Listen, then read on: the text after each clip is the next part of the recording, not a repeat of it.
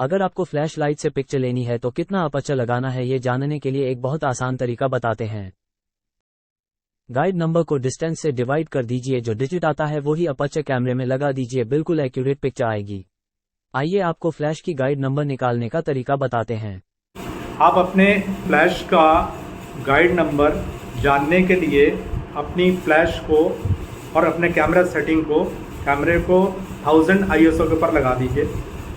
अपने फ्लैश को ऑब्जेक्ट से 10 फीट के ऊपर प्लेस कर दीजिए और उसके बाद अलग अलग डायफ्राम पे आप फ़ोटो खींचिए। 2 पे खींचिए, 3 पे खींचिए, 4.5 पे खींचिए, 5.6 पे खींचिए। अलग अलग डायफ्राम पे आप फ़ोटो खींचते जाइए। कोई एक फ़ोटो आपको बहुत ज़्यादा पसंद आएगी, अभी करके देख लेते हैं।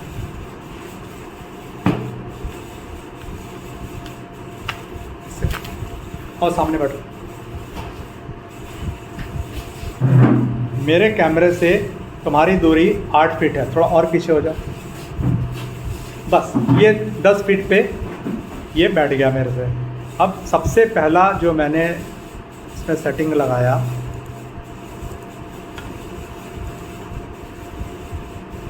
ये बहुत ध्यान से रखना, इसको मैं मतलब नोट कर लेना आप, और लाइफ लॉन्ग आपके काम आएगा प्रोसीजर। आपको कोई ट्रायल एंड एरर नहीं करना पड़ेगा, बिल्कुल इमीडिएटली आप अपनी चेंज कर सकते हो। और जैसा मैं सबसे बोलता हूँ कि ऑटोमेटिक चीज़ों पे कम भरोसा किया करो। ऑटोमेटिक चीज़ें जो होती हैं ना, वो उसमें वो बात नहीं आती है, क्योंकि वो आप उसके गुलाम हो जाते हो कैमरे के। वो जो करेगा, जिस समय आप फ़ोटो खींच रहे होते उस समय कई बार पोजीशन चेंज भी हो जाती हैं, तो उसमें दिक्कत हो जाती है कई बार। क्योंकि जब आप फ़ोटो खींच रहे हो एकदम से सामने कोई और आ गया तो कैमरा उसके हिसाब से कैलकुलेट कर लेता है। या लाइट एडिशन वहाँ से कोई और आ गई, लाइट किसी ने स्पार्क डाल दिया, वहाँ पे किसी ने फ्लैश चल गई, तो उस समय उसकी लाइट के हिसाब से आपका कैमरा रीड कर लेगा। लेकिन आपकी जो मैनुअल सेटिंग होती है वो कभी चेंज नहीं होगी। तो अभी मैंने कैमरे के अंदर सबसे पहले मैंने अभी 8 डायफ्राम के ऊपर फ़ोटो खींचा। अभी ये जो फ़ोटो स्क्रीन पे देख रहे हो आप, ये आपकी 1000 ISO पे खींची हुई है और इसमें डायफ्राम 8 लगा हुआ है, तो इसमें थोड़ी ज़्यादा ब्राइट हो गई है। अब इसको हम डायफ्राम को 11 करते हैं और फिर फ़ोटो खींचते हैं। थोड़ी सी ठीक हुई, और लेकिन ऐसा लग रहा है थोड़ी सी लाइट और कम की जा सकती है, तो अब हम इसको 11 के बजाय और रिड्यूस करते हैं, 14 कर देते हैं। ये फ़ोटो पसंद है क्या, या पहले वाली पसंद है? अगर ये पसंद है तो ये 1000 ISO पे 10 फीट पे 14 डायफ्राम पे फ़ोटो सही आई।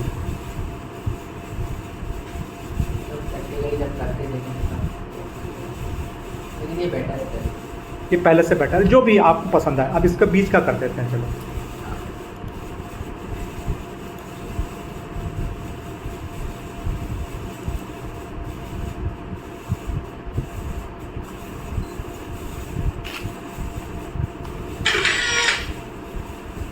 ये अच्छी है। तो 13 डायफ्राम पे 10 फीट पे 1000 ISO पे आपकी फ़ोटो अच्छी आई। तो 1000 ISO पे आपका फ्लैश का गाइड नंबर हो गया 13 × 10, 130। ठीक है, बहुत सिंपल सा गणित है, बहुत सिंपल सा अर्थमेटिक है। अब इसको मेरे को खींचना है, यहाँ से तुम बिल्कुल पीछे चले जाओ।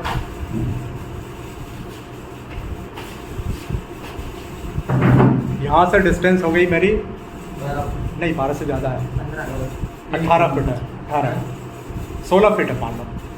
वैसे तो मेजर इससे भी हो जाएगा, 16 फीट है मान लो। तो 130 को 16 से डिवाइड करो तो कितना हुआ? हाँ 8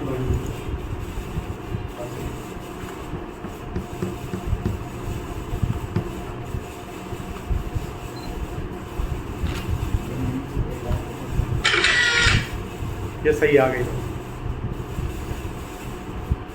क्या है जो तुम बोले थे ना, बार बार हम एक्सपेरिमेंट करते हैं, बार बार एक्सपेरिमेंट करने की कोई ज़रूरत नहीं है। आप चाहो तो एक चार्ट बना के अपनी शुरू में जेब में भी रख सकते हो। जब भी आप फ्री हो, अपने 10 फीट के ऊपर किसी एक उसको बिठाओ ऑब्जेक्ट को, और आप उसकी फ़ोटो खींचते जाओ। जिस जगह पे जिस डायफ्राम पे आपको फ़ोटो बिल्कुल अच्छी लगने लगे कि ये मेरी बेस्ट फ़ोटो है, उस डिस्टेंस से उस डायफ्राम को मल्टीप्लाई कर दो आपस में, वो आपका गाइड नंबर हो जाता है उस पर्टिकुलर आईएसओ के ऊपर। अभी हमारा जो डिस्टेंस है और मेरा डायफ्राम है, दोनों को मैंने मल्टीप्लाई कर दिया। वो जैसे इसलिए 10 वाला सबसे आसान होता है। 10 फीट के ऊपर जिस भी डायफ्राम के ऊपर पिक्चर अच्छी आती है उसको मल्टीप्लाई कर दो उस पर्टिकुलर आईएसओ के ऊपर। उस पर्टिकुलर आईएसओ के ऊपर पहले के ज़माने में 100 आईएसओ पे कैलकुलेट करते थे, मैं आपको 1000 पे कैलकुलेट करवा रहा हूँ, क्योंकि फ्लैश में हमेशा नॉर्मली आप 500 और 1000 के बीच में ही खींचोगे। तो 1000 पे कैलकुलेट करवा रहा हूँ। 1000 आईएसओ डालने के बाद जिस डिस्टेंस पे जिस डायफ्राम पे आपकी पिक्चर अच्छी आ रही है, दोनों का आपस में मल्टीप्लाई कर दो, आपका गाइड नंबर उस पर्टिकुलर आईएसओ के ऊपर आ जाता है। हमने जो इससे पहले क्या किया था, हमने 10 फीट के ऊपर 13 डायफ्राम के ऊपर हमारी पिक्चर अच्छी आई थी, तो हमारा 130 गाइड नंबर हो गया था। तो 130 में से अभी हमने 18 को डिवाइड कर दिया, जो आया वो डायफ्राम हमने कैमरे में लगा दिया। तो बार बार आपको ट्रायल लेने की ज़रूरत नहीं है। ये चीज़ समझ में आई अच्छे से, गाइड नंबर क्या होता है। अच्छा, ये गाइड नंबर हुआ आपका डायरेक्ट फ्लैश का, है ना। अब अगर मैं इसको ऊपर कर दूंगा तो नहीं आएगी पिक्चर सही।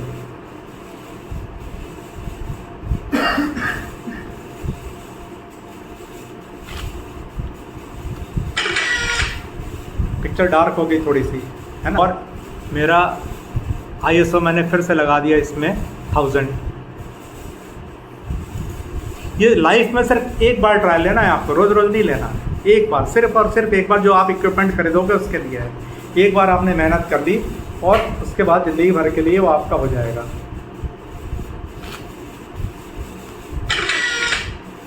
ये फोटो थोड़ी सी डार्क लग रही है तो मैं इसमें डायफ्राम बढ़ा देता हूँ।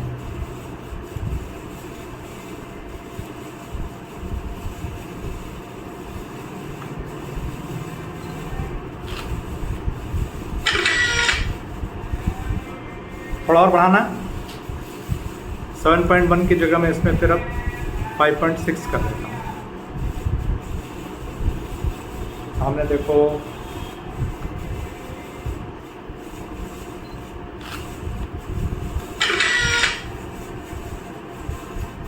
ये पिक्चर ठीक है कि और ब्राइट चाहिए, आपकी मर्जी है, अपने हिसाब से जो आपकी चॉइस हो। 5.6 से ज़्यादा आपके कैमरे में है नहीं,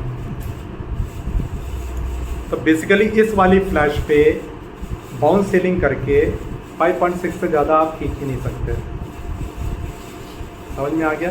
तो अगर मान लो ये मैं मान के चलूँ कि 5.6 से बाद 4 होता है, तो 4 का जैसे लगना चाहिए इसमें 5.6 के बजाय, तो 4 पे ज़्यादा अच्छा हो जाएगा। तो 10 फीट इंटू 4 40 हो गया आपका गाइड नंबर। ये वाला फार्मूला जो मैंने बताया आपको, वो डिस्टेंस से फ़र्क नहीं पड़ेगा, क्योंकि ये डिस्टेंस तो छत से कैलकुलेट हो रही है ना। तो ये ध्यान रखना। इससे पहले जो बताया था, जब मेरी फ्लैश ऐसे थी तब तो ये वाला डिस्टेंस मैं कैलकुलेट कर रहा था। अब जब मैं ये वाला डिस्टेंस एक बार मेरा जो आ जाएगा, वो कमरे में किसी भी पोजीशन में खींचोगे हमेशा एक ही रहेगा, चाहे दूर से खींचूँ चाहे पास से खींचूँ, क्योंकि कैमरे से फ्लैश और फ्लैश से आपकी डिस्टेंस लगभग बराबर है, क्योंकि ये तो छत से आ रही है, छत से वापस आ रही है, तो वो गाइड नंबर आपका हमेशा पूरे कमरे में सेम रहेगा। तो अभी आप लोग को अगर मैं गाइड नंबर निकालने का बोलूँ तो निकाल लोगे? क्या समझ में आया गाइड नंबर निकालने के लिए? एक आईएसओ पे हमने फिक्स कर दिया 1000, एक स्टैंडर्ड मान लिया, 1000 आईएसओ के ऊपर फिक्स कर दिया। उसके बाद एक फ़ोटो खींची 10 फीट के डिस्टेंस के ऊपर। जिस डायफ्राम के ऊपर हमें सबसे अच्छी फ़ोटो अचीव हुई, उस डायफ्राम को 10 फीट से मल्टीप्लाई कर दिया। वो हमारे उस पर्टिकुलर कंडीशन में उस फ्लैश गन के लिए मेरा गाइड नंबर आ गया उस पर्टिकुलर आईएसओ के ऊपर। अब अगर मान लो मुझे 500 आईएसओ पे खींचना है या 200 आईएसओ पे खींचना है, तो उसके हिसाब से हम अपना डायफ्राम घटा बढ़ा देंगे। वो एक पूरा चार्ट बना के अपनी जेब में रखते, तो उसके लिए अलग से हम एक पूरा चार्ट बना के दे देंगे। आइए आपको दिखाते हैं कि अलग अलग आईएसओ पर गाइड नंबर कैसे कैलकुलेट करते हैं। जब हम लाइट को दुगना या आधा करते हैं तो लाइट का इनवर्स स्क्वायर लॉ का सिद्धांत काम करता है। अब यदि हम ISO को डबल करेंगे तो लाइट के इनवर्स स्क्वायर लॉ के हिसाब से हमें पुराने गाइड नंबर को स्क्वायर रूट ऑफ 2 यानी 1.414 से मल्टीप्लाई करना पड़ेगा। और यदि ISO को आधा करेंगे तो पुराने गाइड नंबर को 1.414 से डिवाइड करना पड़ेगा। इस कैलकुलेशन को देखिए, इसमें 1000 ISO पर गाइड नंबर 130 है। जब ISO 500 लगाना हो तो गाइड नंबर को 1.414 से डिवाइड कर दिया। जब 2000 ISO लगाना हो तो 1000 ISO वाले गाइड नंबर को 1.414 से मल्टीप्लाई कर दिया। अब जब 250 ISO पर गाइड नंबर निकलना हुआ तो 500 ISO वाले गाइड नंबर में 1.414 से डिवाइड कर दिया। जब 4000 ISO पर कैलकुलेट करना हो तो 2000 वाले गाइड नंबर से 1.414 को मल्टीप्लाई कर दिया। इसी प्रकार किसी भी ISO का गाइड नंबर कैलकुलेट हो जाता है। अब इस चार्ट को देखिए, इसमें बीच वाली रो में 1000 ISO पर गाइड नंबर 130 है। नीचे वाली रो में 2000 ISO पर गाइड नंबर लेने के लिए 130 को 1.414 से मल्टीप्लाई किया तो 183 आया। उसी प्रकार से जब ISO 1000 का आधा 500 किया तब गाइड नंबर को 1.414 से डिवाइड कर दिया। 500 ISO पर गाइड नंबर 92 आया। इसी प्रकार पूरे चार्ट में 100 से 8000 ISO तक के गाइड नंबर कैलकुलेट हो गए। इस चार्ट में फ्लैश के पावर को घटाते हुए उसका 1000 ISO पर गाइड नंबर कैलकुलेट किया गया है। सभी गाइड नंबर के सामने दूरी के हिसाब से अपर्चर लिखा हुआ है। जहां कम पावर की जरूरत हो वहां कम पावर ही यूज करना चाहिए। लाइट भी सॉफ्ट रहती है और बैटरी भी ज्यादा देर तक चलती है।